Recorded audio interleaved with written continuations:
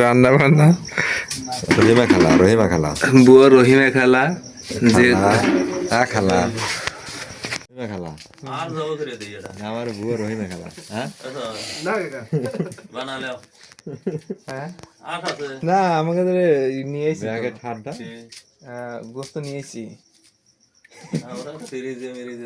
কোটে কেডা আমার বুয়া রহিমা খালা বুয়া রহিমা খালা